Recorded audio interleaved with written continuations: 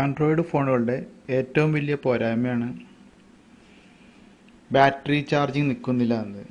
ഒട്ടുമിക്ക ഫോണുകളിലും മാക്സിമം ഒരു ദിവസമാണ് ഒരു ബാറ്ററി ചാർജ് ചെയ്താൽ നിൽക്കുന്നത്. അതിൻ്റെ കാരണം എന്ന് പറഞ്ഞു കഴിഞ്ഞാൽ നമ്മൾ ആൻഡ്രോയിഡ് ഫോണുകളിൽ നമുക്ക് ആപ്ലിക്കേഷനുകൾ എക്സിറ്റ് ചെയ്യാനുള്ള ഓപ്ഷനല്ല നെയ്യും കാണുന്നത്, ഒക്കെ ഹൈഡായി കിടക്കും. അത് മാത്രമല്ല, ചില വാട്സാപ്പ്, ഫേസ്ബുക്ക് അങ്ങനെയുള്ള ആപ്ലിക്കേഷനുകൾ എപ്പോഴും ബാക്ക്ഗ്രൗണ്ടിൽ വർക്ക് ചെയ്തുകൊണ്ടിരിക്കും. നമുക്ക് അതൊക്കെ നമ്മുടെ ഇതിൻ്റെ ഫോണിൻ്റെ മെമ്മറി യൂസ് ചെയ്യും. കൂടാണ്ട് ബാറ്ററിയുടെ ചാർജ് കാര്യമായിട്ട് വലിച്ചുകൊണ്ടിരിക്കുകയും ചെയ്യും. എപ്പോഴും ഒരു പ്രോഗ്രാം വർക്ക് ചെയ്തുകൊണ്ടിരുന്നാൽ അത് വർക്ക് ചെയ്യുന്നതിന് ബാറ്ററി ആവശ്യമാണ്. അപ്പോൾ അതുകൊണ്ട് തന്നെ ബാറ്ററിയുടെ ചാർജ് കുറഞ്ഞുകൊണ്ടിരിക്കും. നമുക്ക് അതെങ്ങനെ തരണം ചെയ്യാം, അതിനാണ് ഒരു ആപ്ലിക്കേഷൻ, ചെറിയൊരു ആപ്ലിക്കേഷനാണ് ഫ്രീ ആയിട്ട് കിട്ടുന്നത്. അതാണ് പരിചയപ്പെടുന്നത്, ബാറ്ററി ഡോക്ടർ. ഈ ആപ്ലിക്കേഷൻ ഉപയോഗിക്കുന്നതിനോട് ഗുണം എന്ന് പറഞ്ഞു കഴിഞ്ഞാൽ നമുക്കിതിൽ കുറേ മോഡുകളുണ്ട്. ഓരോ മോഡും സെലക്ട് ചെയ്യുമ്പോൾ വൈഫൈ, ബ്ലൂടൂത്ത് അങ്ങനെ എന്തൊക്കെ വർക്ക് ചെയ്യണം, വർക്ക് ചെയ്യേണ്ടതെന്ന് നമുക്കതിന് സെറ്റ് ചെയ്യാം. അതനുസരിച്ച് ആ മോഡാക്കിയിട്ട് കഴിഞ്ഞാൽ നമുക്ക് അത്രയും കൂടുതൽ ടൈം ബാറ്ററി നിലനിൽക്കും. കാരണം വൈഫൈ ഓൺ ആക്കിയിട്ടാൽ 3G ആണ്. 3G ആണെങ്കിൽ നമ്മൾ ശ്രദ്ധിച്ചറിയാം, പെട്ടെന്ന് ബാറ്ററി ചൂടാവും. ഫോൺ നന്നായി ചൂടായിട്ടുണ്ട്, അതുപോലെ ബാറ്ററി പെട്ടെന്ന് ഇറങ്ങിപ്പോകും. അപ്പം അതൊക്കെ ഒഴിവാക്കാൻ നമുക്ക് പലതരം മോഡുകൾ നൽകുന്ന ഒരു ആപ്ലിക്കേഷനാണ് ബാറ്ററി ഡോക്ടർ. നോക്കാം, ഇതാണ് ബാറ്ററി ഡോക്ടറിൻ്റെ യൂസർ ഇൻ്റർഫേസ്. നമുക്ക് താഴെ ചാർജ്, മോഡ്, റാങ്ക് ഇങ്ങനെയെല്ലാം കാണാം. പിന്നെ സ്മാർട്ട് സേവിങ് അങ്ങനെ കുറച്ച് ഓപ്ഷൻ ഇവിടെ കാണാം. സെറ്റിങ്സ് മെനു മുകളിൽ വലത് സൈഡിലായിട്ട്. നമ്മൾ ചെയ്യേണ്ടത് ഒന്നെങ്കിൽ ഇതിൽ സെറ്റിങ്സ് എടുക്കാനാണെങ്കിൽ സ്മാർട്ട് സേവിങ് എന്ന് എടുക്കുക. സ്മാർട്ട് സേവിങ്ങിൽ നമുക്ക് ഓട്ടോ കിൽ ആപ്സ് ഇത് എപ്പോഴും ഓൺ ആക്കിയിടണം. അതായത് മെമ്മറി കൂടുതൽ വലിച്ചുകൊണ്ടിരിക്കുന്ന സമയത്ത്, ബാക്ക്ഗ്രൗണ്ടിൽ ആപ്ലിക്കേഷൻ വർക്ക് ചെയ്തുകൊണ്ടിരിക്കുന്ന സമയത്ത് ഓട്ടോമാറ്റിക്കായിട്ട് ആപ്ലിക്കേഷനുകൾ ക്ലോസ് ചെയ്യാൻ സഹായിക്കുന്ന ഒരു ഓപ്ഷനാണ് ഓട്ടോ കിൽ ആപ്സ്. അത് എന്തായാലും നമ്മൾ ഓപ്പൺ ആക്കിയിടുക. പിന്നെ ഇതിൽ നമ്മൾ ചെയ്യേണ്ടത്,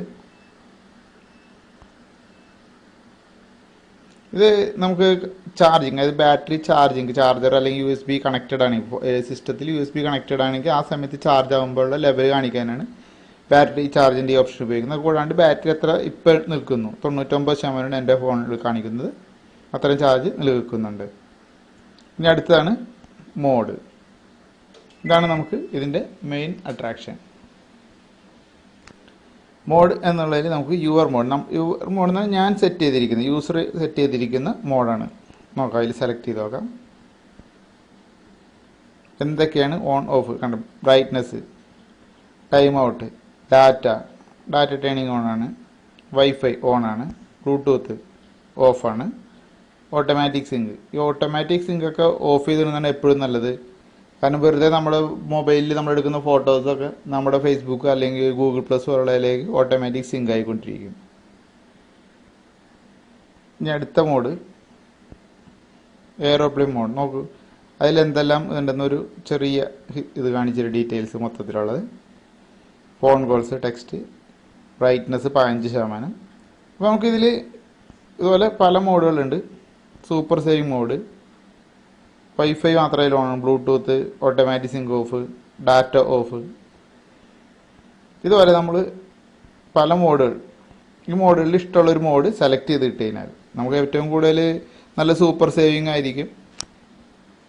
ആ മോഡ് സെലക്ട് ചെയ്തിട്ട് കഴിഞ്ഞാൽ ബാറ്ററി ചാർജ് നമുക്ക് എന്തായാലും നല്ലൊരു സമയം കൂടുതൽ നിൽക്കും. ആൻഡ്രോയിഡ് ഫോണിൽ ഇതല്ലാണ്ട് വേറൊരു വഴികളും ഇത് ചെയ്യാനുള്ള, ബാറ്ററി ചാർജ് കൂടുതൽ നിൽക്കാനുള്ള വഴികളില്ല. ഇനി ബാക്കിയുള്ള ഇതിൻ്റെ സെറ്റിങ്സ് അങ്ങനെയുള്ള ഭാഗങ്ങളാണ് കാണിക്കുന്നത്. ഷെഡ്യൂൾ ചെയ്ത് വയ്ക്കാം ഓരോ മോഡ് ഇത് ചെയ്യാനുള്ളത്, ടൈം. ഇനി സ്വന്തമായിട്ട് ഒരു മോഡ് നമുക്ക് വേണമെങ്കിൽ സെലക്ട് ചെയ്തിട്ട് പേരൊക്കെ കൊടുത്ത് സേവ് ചെയ്ത് വയ്ക്കാം.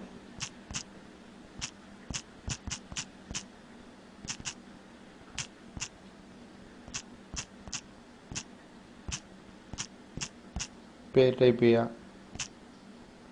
ഇനി ബ്രൈറ്റ്നസ് നമുക്ക് ഓട്ടോ കൊടുക്കാം. Data connection off, wifi on ആയിരിക്കണോ, ബ്ലൂടൂത്ത് ഓഫ് ആയിരിക്കണോ, ഇതൊക്കെ വേണമെങ്കിൽ അങ്ങോട്ടും കൊണ്ട് നമുക്ക് മാറ്റാം. സൈലൻറ്റ് വൈബ്രേറ്റർ സേവ് ചെയ്യുക. ആ മോഡ് നമുക്ക് ലിസ്റ്റിൽ വരും. ഈ മോഡ് നമുക്ക് തന്നെ സെലക്ട് ചെയ്തിട്ട് ഓക്കെ കൊടുത്തു കഴിഞ്ഞാൽ ആ മോഡ് അപ്പോൾ ഓണായി കിടക്കും.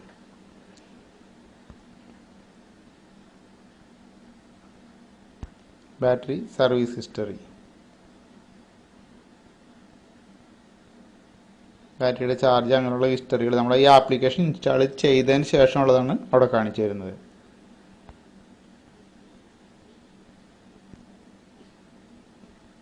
ഇവിടുന്ന് സെറ്റിങ്സ് ആണുള്ളത്.